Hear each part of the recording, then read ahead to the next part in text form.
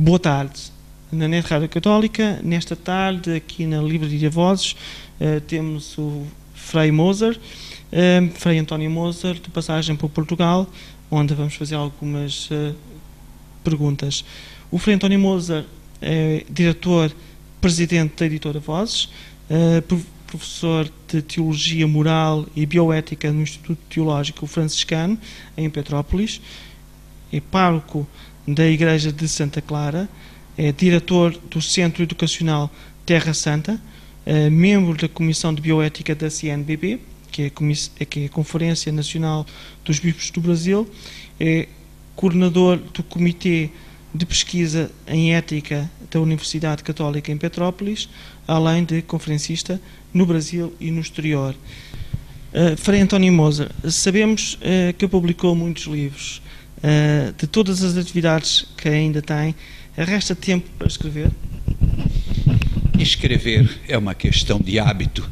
Veja quantos escritos o Bento XVI produziu, e mesmo durante o exercício, não é, do ministério como nosso pastor e guia da igreja de todo o mundo. E ele encontrou tempo para produzir livros de grande densidade. Então, é uma questão de opção. E o livro, ele nasce de uma vida. Quanto mais atividade você tem, quando ela é refletida, tanto mais propensão você tem para escrever. No meu caso, por exemplo, que não estranhe os nossos ouvintes, não é? E os que estão apreciando esse nosso programa, mas eu trabalho muito com o inconsciente, no sentido de, à noite, eu quero escrever um artigo, eu dou ordem ao inconsciente e de manhã, normalmente, eu já tenho o esquema pronto. Em pouco tempo eu escrevo. E essa facilidade vem de uma educação desde menino no seminário menor, em que a gente aprendia a ler, líamos muito, a escrever, a falar, ou seja, escrever 25 livros é pouco. Eu tenho colegas que têm muito mais livros do que eu. Muito obrigado. Estamos a atravessar a Quaresma, estamos neste período da Quaresma, e neste tempo em que estamos a viver, como é que o Frei Moser vive este tempo que convida à introspeção e à reflexão, particularmente? Quaresma, para a maioria das pessoas do mundo ocidental cristão, já não significa muita coisa. É uma pena, porque como Jesus se retirou para o deserto durante 40 dias, nós sabemos que é um número simbólico, mas de qualquer forma, Jesus se retirou, assim também nós precisamos repensar a nossa vida, a nossa atividade, a nossa maneira de ser. Eu diria, nesse momento exato, no dia de hoje, 21 de fevereiro, não é? E nesse período, até a eleição do novo pontífice, nós estamos numa quaresma, à espera da ressurreição, ou seja, é um momento de repensar tantas coisas. Repensar significa como é que vamos acertar melhor o nosso passo para seguir mais fielmente Jesus Cristo. Os católicos são convidados neste tempo ao jejum e à abstinência da carne neste período. Na sua opinião, qual é a importância então do jejum e abstinência nos católicos da nossa sociedade atualmente? Uma pergunta muito bem feita, não é? A abstinência de carne. Vocês aqui em Portugal adoram peixe, nós no Brasil também, mas o peixe é mais caro no Brasil do que a carne. É um pouco o símbolo, não é questão se é carne ou se é peixe, também não é questão de comer ou não comer, é uma atitude de você despertar para a necessidade de bilhões de pessoas no mundo inteiro que literalmente são subnutridas e muitas morrem de fome. Mesmo no Brasil, riquíssimo, com potencial imenso, nós temos pessoas realmente morrendo de fome, e assim em toda parte. Ora, nós queremos criar um espírito de partilha e, sobretudo, por exemplo, no caso da carne, um pouco o símbolo, não é, da carnalidade. Então, é para repensar a nossa atitude e, sobretudo, um dos pecados que nós chamamos capitais é a gula, não é? Então, se você gosta muito de carne, nós brasileiros gostamos muito do churrasco, é muito delicioso. Não, durante um certo tempo você deixa de lado e, sobretudo, partilha com os que não têm. Isso é fundamental. O Tríduo Pascal deve ser vivido então intensamente por todos os católicos. Na sua opinião, atualmente os católicos ainda pensam assim, nesta importância no Tríduo Pascal para todos nós, mas atualmente... Vai depender muito das regiões e dos países.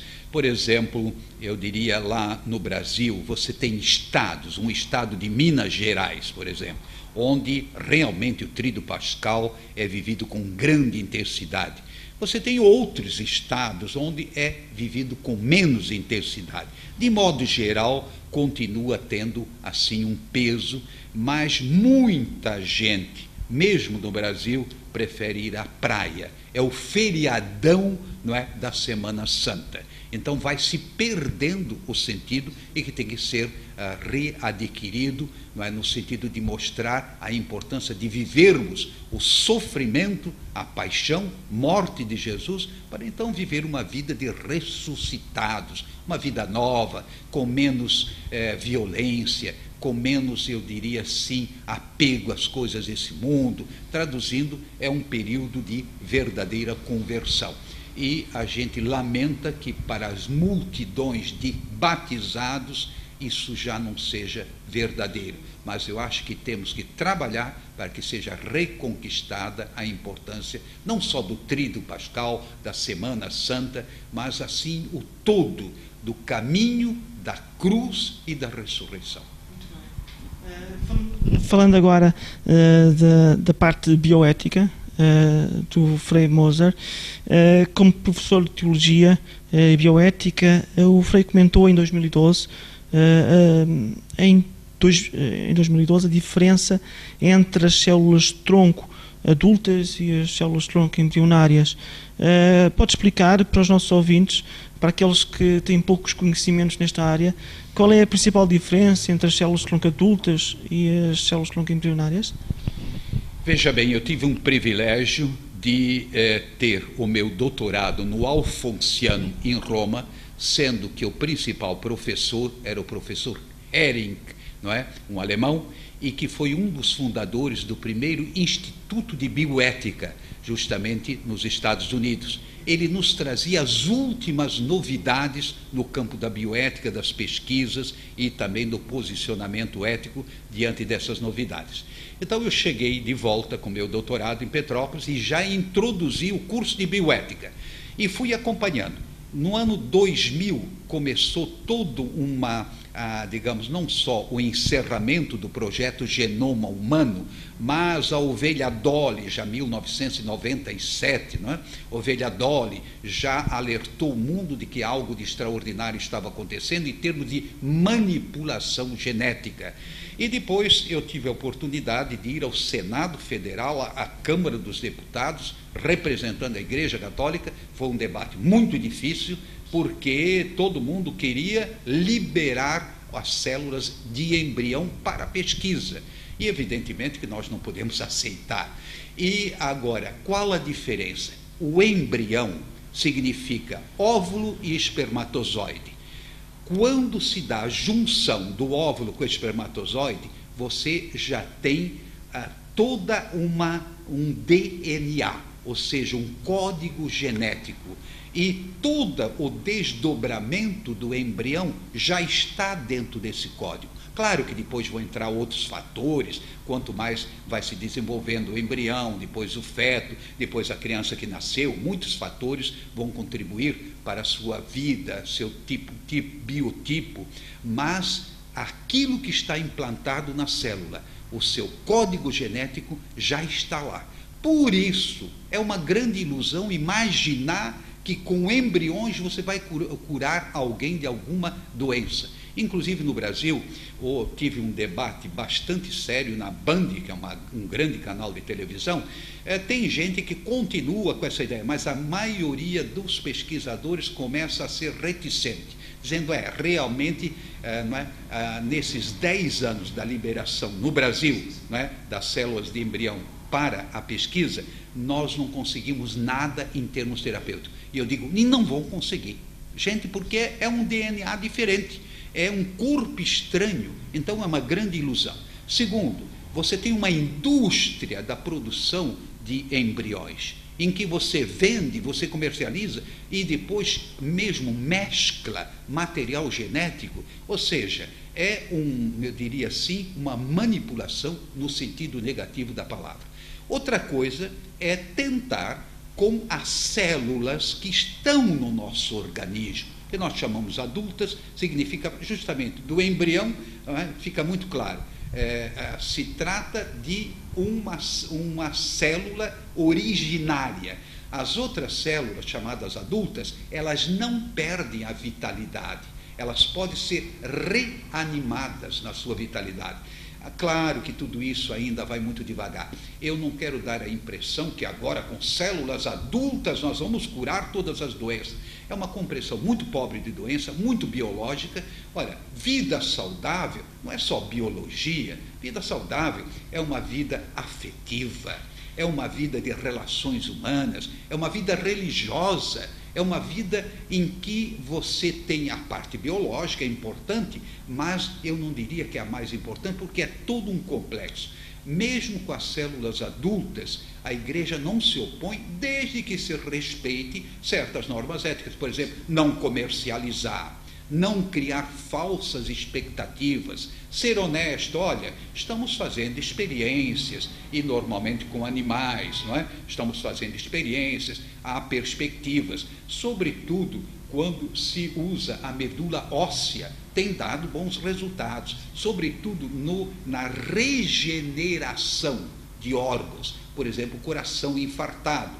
Está, assim, aparecendo uma primeira manifestação de conquistas. Ora, nós nos alegramos. E se chegar a produzir, eventualmente, um órgão, um fígado, um rim, não é? No laboratório com células adultas, o que não é impossível, quem sabe, daqui a 10 anos, 20 anos, ora, graças a Deus, porque muita gente olha para o outro e diz, ai, que bom, se você morrer, eu vou herdar o teu fígado, o teu rim, o teu coração. Não sei se entendeu, não é? Ora, se conseguirmos, através de células adultas, algo nessa linha, nós nos contentamos. A igreja se alegra com as verdadeiras conquistas, mas que respeitam a vida desde o momento da fecundação até a hora final. Muito bem, muito bem. Nesse estudo que comentou, aceita as pesquisas das células de tronco adultas, como foi referido, desde que sejam feitas com competência, sem comercialização. Exatamente. Acha que a sociedade está preparada para que essas pesquisas sejam feitas sem interesses financeiros? Muito difícil no mundo em que nós estamos, tudo gira em torno das finanças. Agora, não ousaria dizer que não existam cientistas honestos. O problema é que aquele tipo do cientista sábio, isolado, não existe mais. Hoje o cientista, ele trabalha para uma empresa, ele é financiado por uma empresa e ele tem que anunciar conquistas. Conseguimos, mesmo que não tenha conseguido, ou seja, há uma pressão para que se proclame resultados, mesmo que eles não sejam verdadeiros.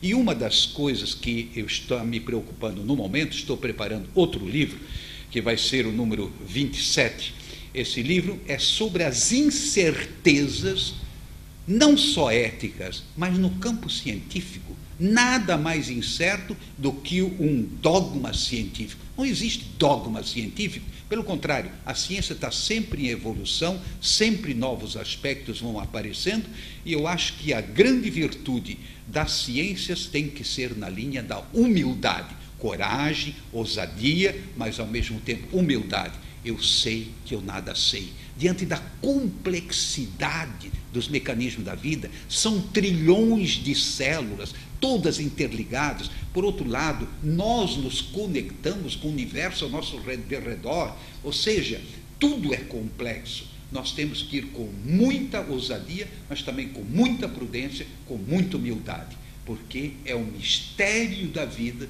que nós estamos começando a desvendar. E concluo essa colocação com uma frase, não é, do Clinton, Bill Clinton. Depois dos escândalos conhecidos dele, ele se redimiu com essa frase, não é, diante do Capitólio. Ele, no fechamento do projeto Genoma Humano, no ano 2000, não é, ele diz o seguinte: que coisa admirável, nós estamos começando a ler o livro da vida, escrito pelo próprio Deus. Que frase profunda, bonita. Então, a genética é o livro que Deus escreveu. Agora, a gente tem que saber ler, e não só ler, depois ir transformando. Exige muita prudência, muita humildade e muita, eu diria, honestidade, para dizer: fracassamos, não é por aí, vamos procurar outros caminhos. E vou ainda mais um pontozinho: toda essa importância da genética, claro, biogenética, biotecnologia, são coisas admiráveis. Eu sou apaixonado. Quando eu escrevi o meu livro, Biotecnologia, Bioética, Para Onde Vamos, faz 6 anos agora, tem 470 páginas, eu acordava às 4 da manhã e já trabalhando, cheio de ideias. É um mundo fascinante. Agora, é preciso ter essa perspectiva ética. Que maravilha o livro da vida. Vamos ler com muito carinho, com muita prudência, para nós, em nome do avanço, não acabarmos prejudicando a humanidade. Muito bem, muito obrigado pelas suas palavras. Terminando, não podia deixar de ser, vamos falar sobre o Papa Bento XVI e a sua renúncia. Também ficou surpreendido com a notícia da renúncia de Sua Santidade, o Papa Bento XVI? Olha, se eu dissesse que não fiquei surpreendido, eu iria contra todos que disseram que ficaram surpresos. Mas se você olha no Código de Direito Canônico, já tem um parágrafo que ele, cardeal Ratzinger, elaborou, aprovado, claro, pelo beato João Paulo II, mas que previa a possibilidade de uma renúncia livre, não é, de um sumo pontífice. Ele já previa isso. E se você pegar nas entrelinhas de alguns pronunciamentos do Papa Bento XVI, ele já dava a entender essa possibilidade. Ele não dizia que ele estaria disposto a renunciar, mas mais ou menos sugeria que, se um dia percebesse que não estava mais em condições de cumprir o seu ministério, ele então iria renunciar. Alguma surpresa tem, sem dúvida nenhuma. E foram 600 anos sem que qualquer Papa tivesse renunciado. Agora, eu vejo 2 gestos proféticos que não se contradizem. O gesto profético do beato João Paulo II, que levou a cruz diante dos olhos do mundo até o fim. Gente, isso é impagável. É um gesto profético. O mundo de hoje só pensa em felicidade, fugir de todo peso, de todo sofrimento, uma vida como que um paraíso na terra. Isso não vai existir. Então ele foi um grande testemunho e que nunca vai ser apagado. Por outro lado, agora vem o testemunho do Papa Bento XVI. Qual é o testemunho? Ora, o testemunho é esse: eu não sou o dono da igreja, eu não sou o sumo pastor, mas eu sou simplesmente um ministro de Deus, não é? E que estou aí, digamos, chamado por Deus, vocacionado por Deus, mas para cumprir uma missão. E eu acho que eu já cumpri o quanto eu podia. Eu não posso mais, não vou abrir o espaço para que outro prossiga. É um pouco a ideia de estafeta, não é? Numa corrida, um passa o bastão para o outro. Assim, ele vai passar o cajado do pastor, ele vai passar para outro. que vai, evidentemente, ter condições mais propícias. Claro que se colocam problemas, mas afinal de contas, não é? Isso foi um escândalo. Não, gozado, não me parece, ao menos em termos de Brasil, num primeiro momento todo mundo ficou chocado, mas depois o pessoal disse, olha, sabe que até que é uma boa coisa. Por quê? Porque o Papa, não é que todos os papas daqui para frente vão renunciar, não é nisso não. Mas se alguém lá para frente, dentro de 50 anos, também se encontrar numa situação assim de não ter mais condições, inconsciência de ir para frente, ele vai renunciar e outro vai pegar o mesmo barco. Agora, eu queria terminar com uma espécie assim de conto, não é? Sobre o Papa João XXIII, que foi eleito para ser um papa de transição, todo assim, não é? Andando meio mal ajeitado, gordinho, tudo aquilo, e ninguém colocava muita confiança no João XXIII. Acontece o seguinte, se conta que ele estava com receio quando proclamou a necessidade da igreja abrir as janelas para entrar ar puro, ar novo dentro da igreja. Então, se conta que ele, naquela noite, Jesus apareceu para ele em sonho e perguntou, João, Papa João, você está com medo? Falou, eu estou com medo. Aí Jesus disse, Joãozinho, não tenhas medo, porque o verdadeiro pastor sou eu, Jesus Cristo, não é você. Você é um servo dos servos de Deus, você não é mais do que um servo. Mas isso completa bem a ideia. Jesus Cristo é que está à frente da igreja. E veja o testemunho do Bento, se recolhendo, um gesto de humildade, mas pensemos em termos de missão. Quem é a padroeira dos missionários? Santa Teresinha. Quantos anos tinha? 24 anos. Carmelita, nunca saiu do convento e, no entanto, evangelizou. Eu acho que o Bento XVI, no seu recolhimento, e não tenho dúvida, não vai ter 2 papas, não vai ter nada disso, porque ele é alemão, ele sabe como é que se procede, né? Mas, sobretudo, é um homem de Deus, não é? Certamente ele vai ficar como testemunho do recolhimento, da comunhão com Deus e rezando pela igreja. E, nesse sentido, eu queria dar um exemplo também do Brasil, claro, não é papa, mas é um cardeal. O cardeal Dom Paulo Evaristo Ardes está com 92 anos e foi uma figura de ponta no Brasil e na igreja toda. Todos ouviram falar do nosso Dom Paulo Evaristo Ardes. Ele está com 92 anos. Quando ele se retirou, não é, como cardeal de São Paulo, nunca mais se pronunciou, muito menos sobre a diocese, o arquidiocese de São Paulo. E agora, por exemplo, ele recebe visitas, muito poucas, porque ele não quer. Ele diz, eu cumpri a minha missão. A minha missão agora é ir ao encontro de Jesus. Não é? Isso que eu acho bonito. Você cumpriu a missão, você abre lugar para o outro. E para mim, nós estamos vivendo uma nova primavera. Não é desfazer do Papa Bento, pelo contrário. Ele, talvez sem esperar, ele está abrindo perspectivas para que a igreja entre num processo, não é, em que ela preserve o patrimônio da fé, não há dúvida nenhuma, a sua identidade, mas ao mesmo tempo, de uma outra maneira, vai evangelizando. E que outra maneira? Eu gosto de uma comparação. À luz de muita gente, a igreja, sobretudo a igreja católica, a igreja do não pode, não deve, é pecado, etc. Eu acho que nós devemos ser como Nossa Senhora, a igreja do sim. Eis-me aqui, Senhor, sim, faça-se em mim a tua vontade. Agora, se eu digo sim ao reino de Deus, eu vou dizer não ao antirreino.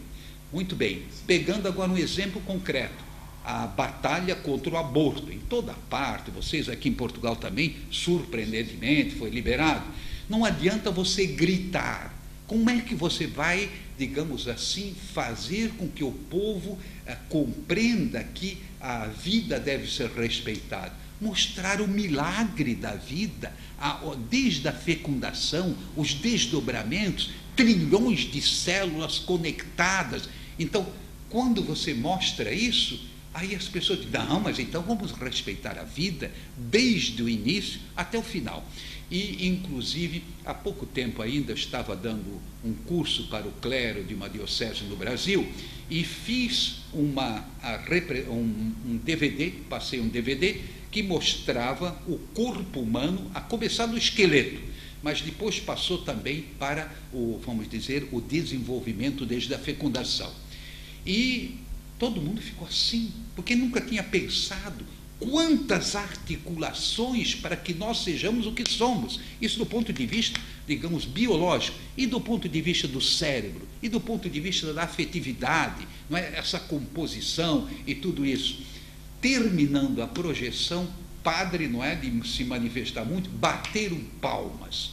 Você tem que saber apresentar a mesma verdade, mas a partir das bem-aventuranças, como Jesus no alto da montanha, mostrando a beleza da vida cristã.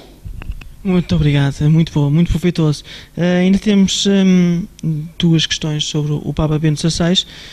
Nesta renúncia dele, entende que o Papa Bento XVI deveria retirar-se no momento em que o fez, ou, pelo contrário, o magistério do Sumo Pontífice deveria ser vivido até ao fim? Considera que seria o mais certo? Ou fim da vida? Não, eu acho que ele chegou à conclusão prevista no direito canônico, que ele mesmo elaborou, ele chegou à conclusão que não tinha mais condições adequadas para ir para frente com essa maneira de exercer a sua missão. Então, ele renunciou no momento oportuno. Inclusive, tantos desafios que vão aparecendo, exige, porque, claro, a graça de Deus é tudo, mas a graça pressupõe a natureza. Isso Santo Tomás de Aquino já dizia. Muito bem, ele está se sentindo fraco, fisicamente, já está cansado. Ele diz que venha outro para enfrentar tão grandes desafios no campo da biotecnologia, da biogenética, no campo, eu diria, do mundo continuamente em conflitos. Depois, toda essa problemática em relação, por exemplo, vamos falar, claro, a pedofilia, não é? Que não é problema de igreja, é da sociedade, é uma praga em todos os estratos da sociedade, em todas as profissões, não é? Mas desgraçadamente também ocorreu dentro da igreja.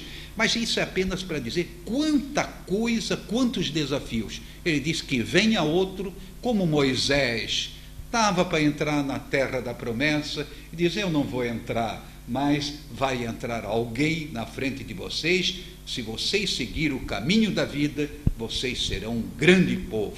E é isso que o Bento está fazendo.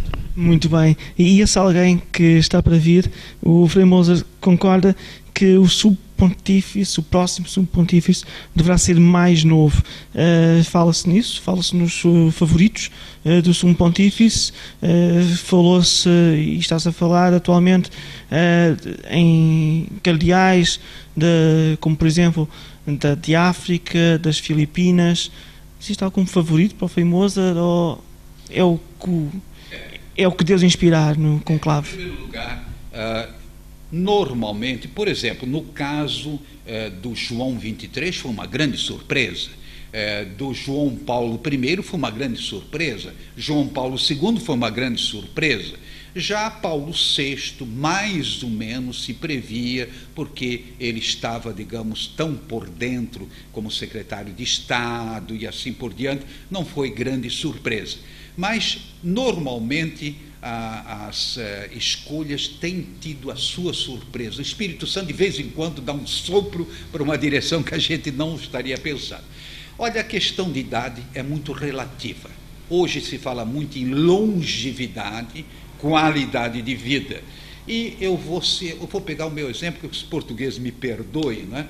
Eu passei já dos 70.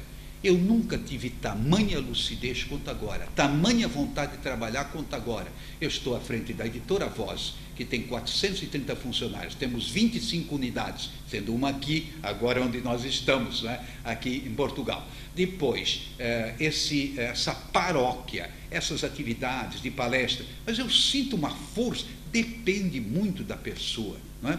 Então, questão de idade é um pouco relativa. A tendência é pegar alguém pela faixa dos 60 e qualquer coisa, 70 anos. Muito novo, eu pessoalmente não seria a favor, não é? Eu vou dizer por quê. Seria um longo pontificado. Ora, quem aguenta um longo pontificado, no sentido, não é, da a responsabilidade tão grande, não é, e que a pessoa então vai se desgastando. Mas Deus é que sabe, venha o que vier, nós vamos receber com alegria, com espírito de fé, assim como recebemos o Bento XVI, recebemos João Paulo II. O principal é que o cristão saiba e não se escandalize.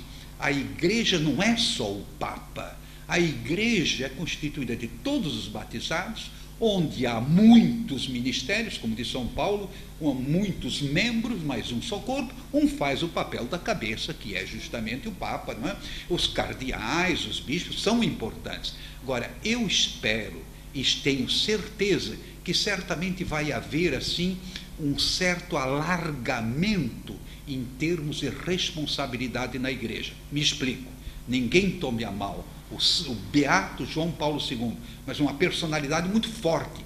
Então a tendência era concentrar, não por isso, por aquilo, mas concentrar. E depois o próprio Bento XVI, também uma personalidade forte. Veja o seguinte, e com isso as conferências episcopais, elas perderam um pouco do seu peso que tinham no passado, não é?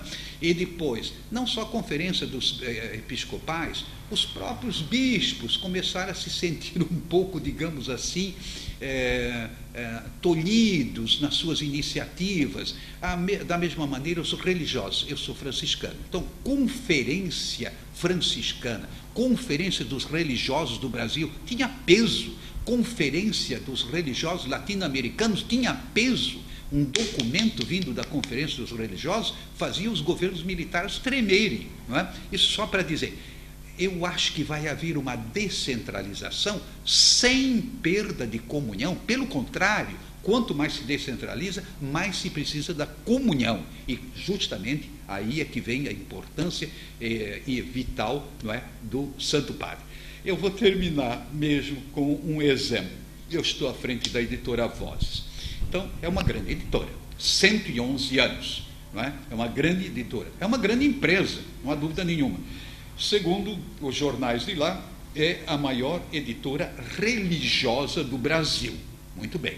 Então, vocês imaginam o que isso representa em termos de produzir livro, de pensar os títulos, pensar as capas, a impressão, todo esse processo, a informática, enfim. Nossos computadores daqui são corrigidos através do Brasil, né, diretamente online, né? Enfim, uma máquina complexa. Sabe como é que a editora Voz passou por um momento muito difícil há uns 15 anos atrás? Como é que nós conseguimos, vamos dizer assim, fazer com que a editora realmente se reestruturasse?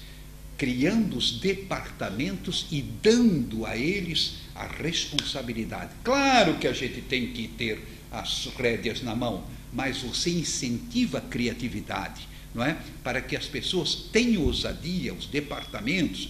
E eu não vou negociar uma questão bancária, para isso tem o financeiro, não é? Eu não vou aí a um tribunal de justiça, para isso tem um advogado, não é? Claro que você dá uma tônica, você dá uma inspiração, você corrige certos aspectos que são um tanto negativos. Agora, isso é um pouco uma imagem para dizer, assim a igreja, um só corpo com muitos membros, mas alguns membros estavam um pouco, digamos, paralisados na igreja, e eu acho que agora vão começar de novo a ter maior agilidade e maior ousadia no sentido evangélico da palavra, como Pedro e Paulo. Paulo e Pedro tiveram seus problemas, com Barnabé também, ou seja, a igreja iniciante teve grande ousadia e se expandiu rapidamente, porque todos comungavam da mesma fé, mas cada um com a sua personalidade. Muito bem, muito obrigado. Para terminarmos mesmo, para a NET Rádio Católica, que mensagem daria aos ouvintes da nossa rádio para viverem melhor este tempo de Quaresma? A mensagem é aproveitar o sinal dos tempos, que é a renúncia do Bento XVI, o grito que ele lança: a igreja tem que se renovar, renovar de dentro para fora. Renovar significa se identificar mais com Cristo, com o Evangelho, se perguntar se esse é mesmo o caminho. Em outras palavras, essa quaresma nunca mais vai ser esquecida na vida de ninguém, porque é um apelo, um grito que brota de alguém que teve essa coragem, essa ousadia de dizer: eu já não posso, mas a igreja, ela vai ser sustentada pelo próprio Cristo, e o outro toma o meu lugar. Traduzindo, toma o meu lugar no sentido, não é, que foi explicado, porque o verdadeiro dono da igreja é Jesus Cristo. Eu daria como mensagem dessa quaresma, não é, vamos, em primeiro lugar, passar por esse impacto, que certamente muita gente sentiu, uns mais, outros menos. Vamos olhar para a cruz do Cristo, como João Paulo II, mas vamos também, como Bento XVI, não é, dizer que agora venha outro, ou seja, que eu diminua e que ele cresça. Ele significa Jesus Cristo, cresça em toda a igreja e como luz do mundo. Muito obrigado. E foi assim a entrevista com o Frei António Moser. Esperemos ter chegado a todos vós nas melhores condições, aqui diretamente da Livraria Vozes, em Lisboa. Para todos, uma muito boa tarde. Boa tarde.